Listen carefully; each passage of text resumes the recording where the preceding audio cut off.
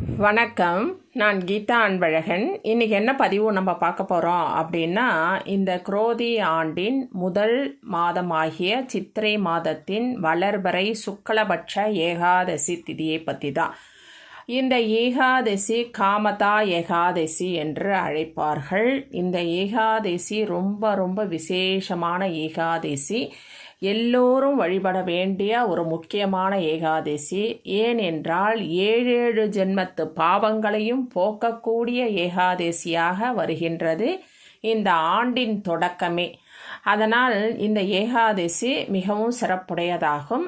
இந்த ஏகாதசி எப்பொழுது வருகிறது என்றால் 18/4/2024 வியாழக்கிழமை இரவு 8:35 ஆரம்பமாகி மறுநாள் 19/4/2024 வெள்ளிக்கிழமை இரவு 10:28 வரை இந்த ஏகாதசி திதி இருக்கிறது.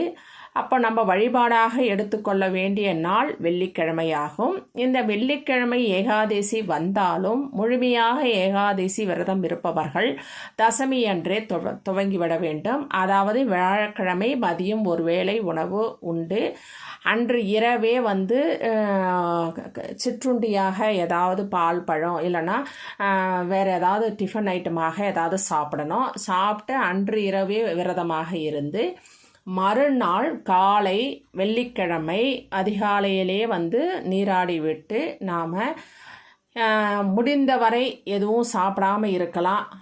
வெறும் துளசி தீர்த்தம் மட்டும் சாப்பிட்லாம். இல்லை முடியாதவர்கள் பால் பழம் அந்த மாதிரி சாப்பிட்லாம், இளநீர் அந்த மாதிரி. இல்லை எங்களால் நாங்கள் பிபிக்கு மாத்திரை எடுக்கிறோம், சுகருக்கு எடுக்கிறோம், அந்த மாதிரி உடம்பு முடியல, வயோதிகமாக இருக்கும், அந்த மாதிரி நிறைய விஷயங்கள் உடல் சார்ந்த பிரச்சனை இருக்கிறவங்க அவர்களால் முடிந்த அளவு மிதமான உணவுகளை எடுத்துக்கொள்ளலாம். இந்த மாதிரி அவரவருடைய குடும்ப சூழல் அது மட்டும் இல்லாமல் உடல் வாகுக்கு ஏற்றமாறு விரதத்தினை மேற்கொள்ளலாம். ஆனால் எப்படி இருந்தாலும் இந்த ஏகாதசி விரதத்தை அனைவரும் மேற்கொள்ள வேண்டும் என்பது மிகவும் முக்கியமான விஷயம். அன்று முழுவதும் இறைவனுடைய நாமம் நம் மனதில் எப்பொழுதும் இருக்க வேண்டும். இந்த காமதா ஏகாதசி என்பது கிருஷ்ணருக்காக ஒதுக்கி கிருஷ்ணருக்காக வழிபாடு செய்கின்ற ஒரு ஏகாதசி. ஏனென்றால் இது கிருஷ்ணரே சொன்ன ஒரு ஏகாதசி. இந்த ஏகாதசியோட வரலாறை கிருஷ்ணரே சொல்லியிருக்கிறார். அதனால் அவ்வளவு அற்புதமான ஏகாதசி. இதை சைத்திர சுக்ல ஏகாதசி என்றும் அழைப்பார்கள். இது சைத்திர மாதமாகவும் சைத்திர நவராத்திரி முடிந்து 16வது திதியாக இந்த ஏகாதசி அனுஷ்டிக்கப்படுகிறது. அதனால் இது சைத்திர சுக்ல ஏகாதசி என்றும் அழைப்பார்கள். சரி, இந்த ஏகாதசி விரதம் இருப்பதனால் நமக்கு என்ன பலன் அப்படின்னு கேட்டால், இது ஒரு அரசவையில் ஒரு அரக்கனாக மாறியவரே இந்த ஏகாதசி விரதத்தை மேற்கொண்டு மனிதராக தேவராக உருமாறிய கதைகளும் புராண கதைகளும் நிறைய உண்டு. அதனால் இந்த ஏகாதசியோட தாத்பரியம் என்ன என்றால் 7 ஜென்மத்து பாவங்களையும் போக்கக்கூடியது. ஒரு பிராமணனை நாம் கொன்றால் என்ன பாவம் வருமோ அந்த பாவத்தை தீர்க்கக்கூடிய அளவிற்கு அற்புதமான ஒரு ஏகாதசி விரதம் இந்த காமதா ஏகாதசி. அது மட்டும் இல்லாமல் குழந்தை பேறு இல்லை, திருமணம் ஆகாதவர்களுக்கு திருமணம் ஆவதற்கும் திருமணமாகியும் குழந்தை இல்லாதவர்களுக்கும் குழந்தை வாய்ப்பு வருவதற்கும் இந்த ஏகாதசி மிகவும் உறுதுணையாக இருக்கும். ஏனென்றால் குழந்தை பேறு ஒருவருக்கு இல்லை திருமண பாக்கியம் தடைபடுகிறது என்றால் அந்த ஜாதகருக்கு ஒரு பித்ருதோஷமோ அல்லது அந்த குடும்பத்தில் ஏதாவது குலதெய்வ சாபமோ அல்லது வேறு ஏதாவது ஒரு சுக்கிரதோஷமோ ஏதாவது ஒரு தோஷங்கள் இருந்தால்தான் அந்த ஜாதகர் இந்த மாதிரி பிரச்சனைகளால் கஷ்டப்படுகிறார். எல்லா விதமான தோஷத்தையும் நீக்கக்கூடிய ஏகாதசியாக எல்லா பாவங்களையும் நீக்கக்கூடிய ஒரு ஏகாதசியாக இது வருவதனால் இந்த கிருஷ்ணரிடம் நாம் முறையிட்டு நாம் சிரத்தையாக இந்த விரதத்தை மேற்கொண்டால் கண்டிப்பாக திருமணமாகாதவர்களுக்கு திருமணமும் குழந்தை இல்லாதவர்களுக்கு குழந்தை பேரும் கண்டிப்பாக கிடைக்கும். அதுவும் இல்லாமல் இது கிருஷ்ணருக்காக வழிபாடு செய்வதனால் கண்டிப்பாக கிருஷ்ணரை வழிபடும் பொழுது குட்டி கிருஷ்ணராக குழந்தை இல்லாதவர்களுக்கு அடுத்த ஓராண்டுக்குள் கண்டிப்பாக அவர்களுக்கு குழந்தை வரம் என்பது நிச்சயம் உண்டு. இது நிதர்சன உண்மை. இந்த ஏகாதசியோட தாத்பரியமே இந்த குழந்தை பேரு தான். அது மட்டும் இல்லாமல் கணவன் மனைவி ஒற்றுமை, இந்த கணவன் மனைவி ஒற்றுமைக்காகவும் இந்த ஏகாதசி விரதம் ஏற்படுகிறது. அதாவது ஒரு அரசவையில் லலித் அரக்கனாக மாறினார். அவருடைய மனைவி லலிதா, அவளும் காட்டுக்கு வந்துட்ட தான் புருஷனோடு அதுக்கப்புறம் ஒரு முனிவரோட ஆலோசனை பிரகாரம் இந்த விரதத்தை மேற்கொண்டு அந்த அரசனாக அவர் மாறினார். அந்த அரக்கனிலிருந்து வெளிவந்தார். கணவன் மனைவி ஒன்றாக சேர்ந்தார்கள். அவர்களுக்கு குழந்தை பேறு கிடைத்தது என்பது இந்த ஏகாதசியோட விரத கதை. ஆனால் அதெல்லாம் நான் சொன்னால் கொஞ்சம் நீண்டு போயிடும், அதற்காக சொல்கிறேன். அவ்வளவு அற்புதமான ஒரு ஏகாதசி இந்த ஏகாதசி. அதனால் இந்த ஏகாதசி வழிபாடு மேற்கொள்கிறவங்க கண்டிப்பாக எல்லா விதமான செல்வங்களும் பெற்றுக்கொள்ளலாம். 7 ஜென்மத்து பாவங்களையும் நீக்கிக் கொள்ளலாம். கண்டிப்பாக உங்கள் வீட்டில் அன்னைக்கு செய்ய வேண்டிய விஷயம், நீங்கள் பெருமாள் படம், கிருஷ்ணர் படம் இருந்ததுன்னா அழகாக தொடச்சி சந்தனம், மஞ்சள், குங்குமம் பொட்டு வச்சுட்டு துளசி வைங்க, துளசி தீர்த்தம் வைங்க, பானகம் வைங்க, பால் ஏலக்காய் போட்டு வைங்க. அவருக்கு பிடித்த எள்ளுருண்டை வைக்கலாம், பொரியடலை வைக்கலாம். அந்த மாதிரி பால், பழங்கள், அந்த மாதிரி விஷயங்கள்லாம் அவங்களால என்ன முடியுமோ அதை நீங்கள் வைங்க. வைத்து நெய்வேத்தியமாக தூப தீப ஆராதனை செய்யுங்க.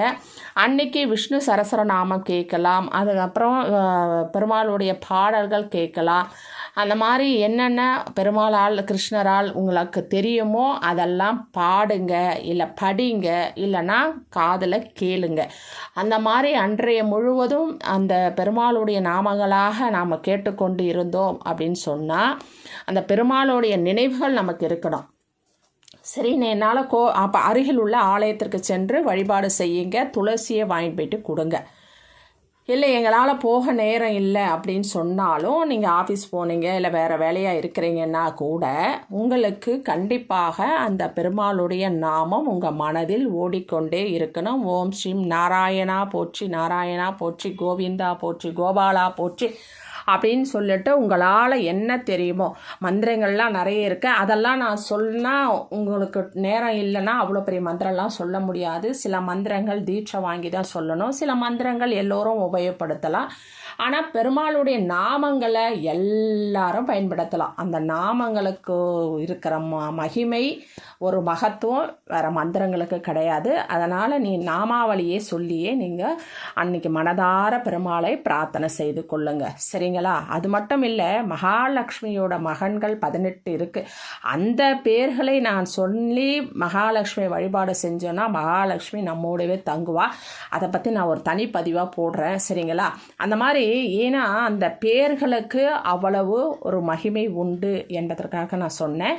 அதனால் இந்த ஏகாதசியை எல்லாரும் தவற விடாதீங்க. இது மட்டும் இல்லை, மோட்சம் கதி கிடைக்கும், சொர்க்கலோக கதவு நமக்காக திறக்கும். ஏகாதசி விரதம் என்பது ரொம்ப விசேஷமானது. இருக்கிற திதியிலேயே உயர்ந்த திதி ஏகாதசி, விரதத்திலே சிறந்தது ஏகாதசி அப்படின்னு சொல்லிட்டு நிறைய அதற்கான எடுத்துக்காட்டுகள் இருக்குது. அதனால் முடிந்தவரை ஏகாதசி விரதத்தை நாம் மேற்கொள்ளுவோம். பெருமாளுடைய அருளையும் கிருஷ்ணருடைய அருளையும் நாம் சேர்த்து ஒன்றாக பெற்றுக்கொண்டு நம்முடைய இல்லற வாழ்க்கையில் நமக்கு தேவையான அனைத்து விதமான செல்வங்களையும் வாங்கி கொண்டு நம்முடைய எல்லா விதமான தோஷங்களையும் போக்கி கொண்டு நாம் செய்த பாவங்கள், அதாவது 7 ஜென்ம பாவம் போக்கும் என்று சொல்கிறார்கள், அந்த மாதிரி நாம் செய்த பாவங்களையும் போக்கிக் கொள்ளக்கூடிய ஒரு அற்புதமான ஏகாதசி இந்த காமதா ஏகாதசி. இந்த ஏகாதசி குழந்தை பேர் இல்லாதவர்களுக்கு கண்டிப்பாக இந்த ஏகாதசி விரதத்தை மேற்கொள்ளுங்க. அது மட்டும் இல்லாமல் குழந்தை வரம் வேண்டும், அதற்காக ஏதாவது பரிகாரம் இருக்கா அப்படின்னு ஒரு சகோதரி எனக்கு மெசேஜ் போட்டிருந்தாங்க. கண்டிப்பாக அந்த சகோதரிக்காக நான் சொல்கிறேன், இந்த ஏகாதசி விரதத்தை நீங்கள் சிரத்தையாக மேற்கொண்டு நாளை பூஜை செய்யுங்க. கண்டிப்பாக உங்களுக்கு அடுத்த ஆண்டுக்குள் குழந்தை பிறக்கும் என்பது உண்மை. அது இறைவன் அருளால் கண்டிப்பாக நடக்கும். கண்டிப்பாக நீங்கள் விரதம் இருங்க. சரிங்களா? நன்றி, வணக்கம், வாழ்க வளமுடன். இந்த வீடியோவை சப்ஸ்கிரைப் பண்ணுங்கள், ஷேர் பண்ணுங்கள், லைக் பண்ணுங்கள். தேங்க்யூ.